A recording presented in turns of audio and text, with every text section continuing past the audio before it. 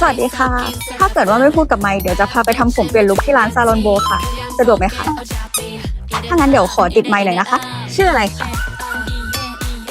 อายุเท่าไหร่คะปกติเข้าร้านทำผมบ่อยไหมคะ วันนี้อยากตัดผมทรงอะไรดีคะ ถึงแล้วค่ะร้านซาลอนโบนะคะ เดี๋ยวเข้าไปข้างในกันเลยนะคะ